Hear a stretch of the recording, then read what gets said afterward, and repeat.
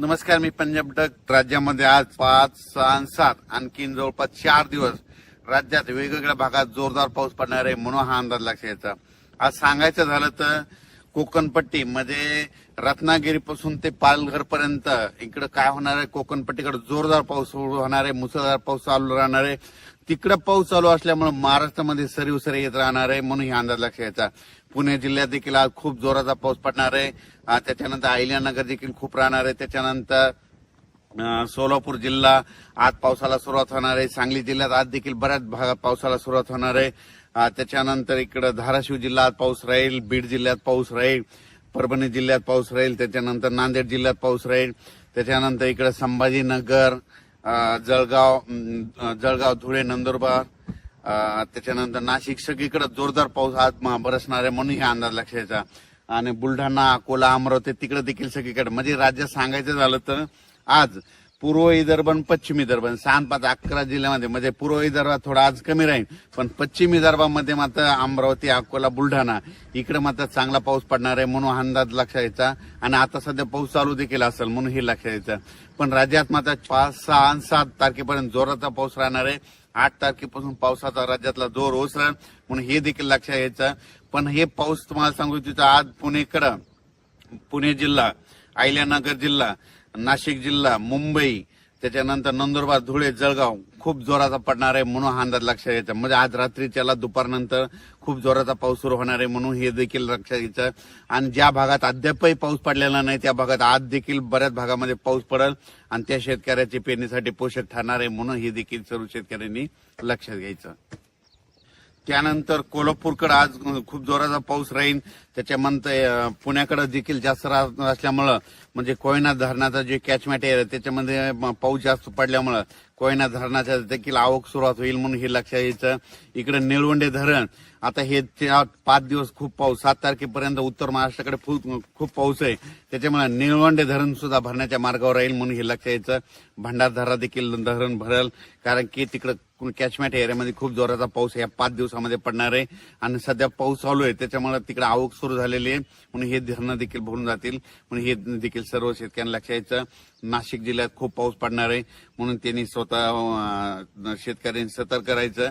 म्हणजे नदीकाठचे जे शेतकरी त्यांनी आपण आपले पाळीव प्राणी नदीकाठी बांधू नये कारण की नदीला पूर येण्याची शक्यता आहे म्हणून ह्या 4-5 दिवस जरा काळजी घ्यावी.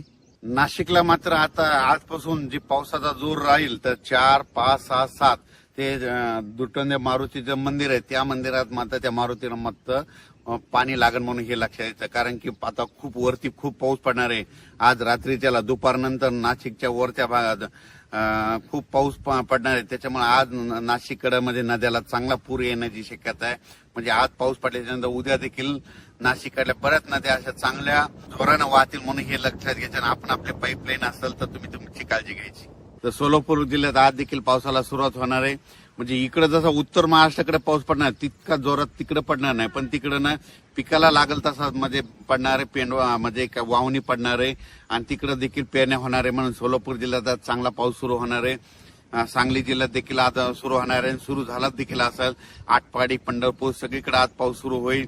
इकडं आज मात्र बीड जिल्ह्यामध्ये कडाष्टी जे जामखेडचा परिसर आहे त्या भागांमध्ये आज मात्र जोराचा पाऊस पडणार आहे म्हणून त्यांनी देखील लक्षात यायचं. अहिल्यानगरकडे जोरात पाऊस पडणार आहे. आज अहिल्यानगरकडे जोरात पाऊस पडत असल्यामुळं बीड जिल्ह्यामध्ये देखील त्याच्या नद्या खाली पाणी येतंय तर त्यांनी स्वतःची काळजी घ्यायची. आपण आपले पाळीव प्राणी जनावरे त्या नदीकाठी बांधू नये कारण की काय होणार अहिल्यानगरकडे मुसळधार पाऊस पडणार आहे त्याचं पाणी इकडे बीड जिल्ह्याकडे पाथर्डीकडे येतंय त्याच्यामुळे त्यांनी ते देखील काळजी घ्यायची. सांगायचं झालं तर नदीकाठच्या लोकांनी आपण आपली पाळीव प्राणी मात्र सुरक्षा स्थळी आणून ठेवावे कारण की 4 दिवस आणखीन आज 4, 5, 6, 7, 8 तारखेपर्यंत राज्यात काही काही ठिकाणी खूपच जोराचा पाऊस पडणार आहे. काही ठिकाणी रिमझिम पडणार आहे, कुठं पेंडॉलता पडणार आहे, काही ठिकाणी ओढे नाले वाहतील, काही ठिकाणी शेतामध्ये पाणी सजल असा पडणार आहे. पण सगळ्या महाराष्ट्रामध्ये पाऊस पडणार आहे सगळ्या शेतकऱ्याच्या पेरण्या होणार आहे. शेतकऱ्याला विनंती ह्या 4 दिवसात जरी तुमच्या पेरण्या नाही झाल्या 8 तारखेच्या नंतर थोडी उघाड भेटणार आहे. 8 जुलैच्या नंतर पावसाची उघाड झाल्याच्या नंतर तुम्ही तुमच्या पेरण्या करू शकता. हे जे पाऊस आहे समजा तुम्हाला सांगतो परभणी जिल्हा झालं, जालना जिल्हा झाला, अमरावती जिल्हा, ह्या पावसात काय झालं सगळीकडे पाऊस पडलाय, पण काही काही असे 5-7 गाव आहे ते सुटलेले आहेत. पण ह्या ना आता हे 4 दिवस पाऊस पडेल ना त्याच्यात देखील कव्हर होणार आहे, म्हणून हे लक्षात यायचं आहे. आताच मला बुलढाणा जिल्ह्यातल्या शेतकऱ्याचा फोन आला की आमच्या इकडे पाऊस कधी बंद होतं. मी म्हणलं कशामुळे, तर ते म्हणले आमच्या पेरण्यात राहिल्यात, काही पाऊसच पेरू देईना आम्हाला, म्हणजे पाऊस उघडणच त्यांचं म्हणणं आलं. अमरावती जिल्ह्यात तशीच परिस्थिती झाली, भंडाऱ्याकडे देखील तशीच परिस्थिती झाली, कारण की तिकडे पाऊसच उघडणं म्हणून त्यांच्या पेरण्यात राहिल्या. म्हणजे काही ठिकाणी असं झालं पाऊस असल्यामुळे त्यांच्या पेरण्या राहिल्या आणि काही ठिकाणी पाऊस नसल्यामुळे त्यांना पेरण्या राहिल्या. म्हणजे दोन्ही बाजू येतात. म्हणून म्हणतो सगळ्यांच्या पेरण्या 8 तारखेच्या नंतर सगळं 8 तारखेच्या हवामान कोरडं होणार आहे आणि त्याच्यानंतर मग शेतकऱ्यांनी पेरणी करायला काही हरकत नाही. 8 तारखेपर्यंत मात्र ज्या भागात पाऊस पडलेला नाही त्या भागात देखील पाऊस पडणार आहे, सगळ्या शेतकऱ्यांना पेरण्या होणार आहेत. म्हणून ही सर्व शेतकऱ्यांसाठी आनंदाची बातमी. धन्यवाद.